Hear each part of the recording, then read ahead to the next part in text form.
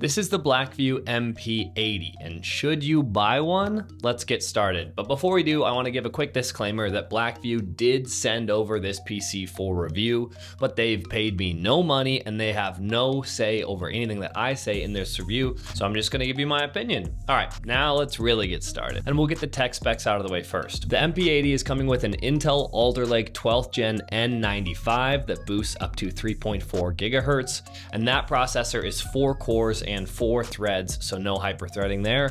It also has 16 gigs of LPDDR5 RAM, and it has Intel UHD graphics with a 512 gigabyte M.2 SSD. And as far as ports, it has 3 USB-A ports, 3 HDMI 2.0 ports, 2 Ethernet ports, a headphone jack, and a barrel style power plug for the power input. As far as ports go, I think this computer has more than enough, except there are just a few that I wish that it had. Number one is I wish it had a micro SD card slot, so that if you wanted to do some emulation or just expand your storage, it was easy to do. You didn't need an adapter.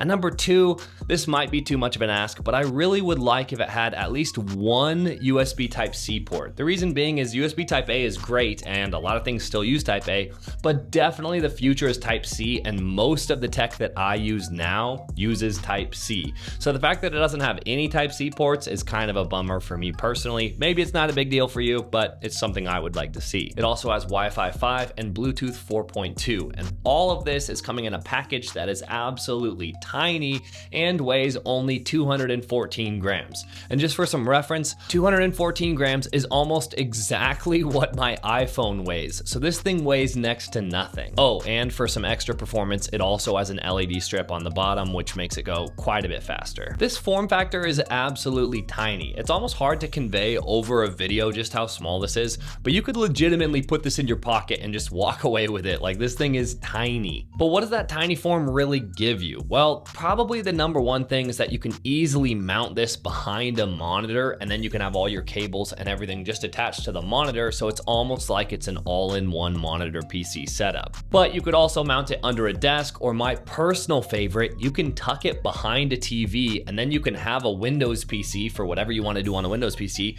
but it's behind a TV and it's just invisible because of how small it is. It has VESA mounting holes if you wanted to mount it behind a monitor or a TV, but because it's so small and light, you could also just throw some double-sided sticky tape on there and stick it wherever you want to put it. Now, generally speaking, one of the negatives about these incredibly tiny PCs is that they either run really hot because there's not a lot of room for cooling, or they run really loud because there's not a lot of room for big heat pipes and big fans. But this PC does neither of those. While the fan's at full tilt, it is audible, but it's only barely audible. Like right now, I bet you can't even hear, but I've got it running within arm's reach and it is running at full tilt. I'm doing some stress testing right now just because I wanted to do some long-term stress testing to see if anything weird happens.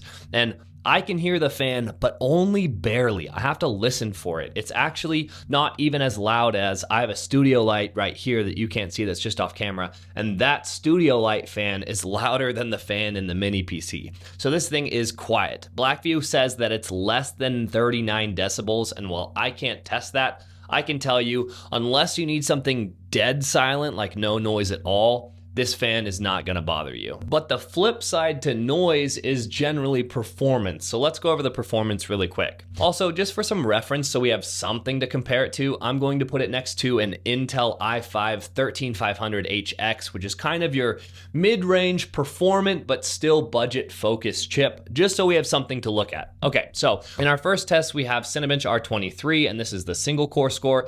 And you can see that the N95 scored quite a bit lower than the i5, with the i5 performing about 200% faster. Then for Cinebench multi-core score, we can see the i5 is performing almost 700% faster, so there's a pretty significant performance difference there.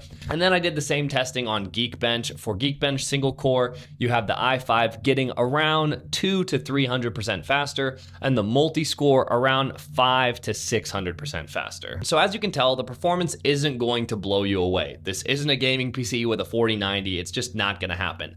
But as long as you go into it with the right expectations, this computer should be more than enough for a lot of people. If you want to do any AAA gaming, it's not going to be on this computer. But if you just want to do some web browsing, check your email, send some emails, watch some YouTube videos, stream some TV, stream some Netflix, whatever it is, something like that, you're going to have a totally great experience on this mini PC. This is actually what I would call the bare minimum PC, where probably if you gave this to your mom or your dad and they just wanted to go check their email and do some web browsing and read the news and all that sort of thing, this is going to be more than enough computer for them. And like we talked about earlier, while you're not going to be doing any AAA gaming on this thing, if you wanted to do emulation, especially older console emulation, this mini PC should have more than enough grunt to handle it, especially if we're talking about stuff like PlayStation 1 games or like GameCube or anything like that. This should be able to handle it. So if you're just looking for an emulation machine, this is a cheap way to get in the game. So as far as can I recommend this, I would say, yeah, I totally can.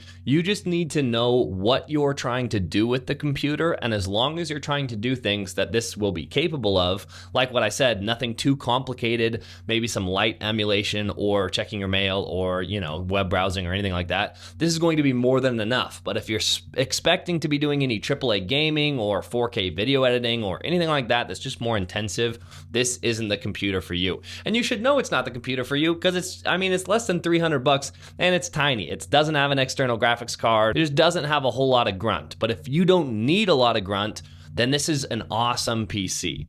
All right, if you have any questions, let me know in the comment section down below. And thank you so much for watching. I'll see you guys in the next one. Peace.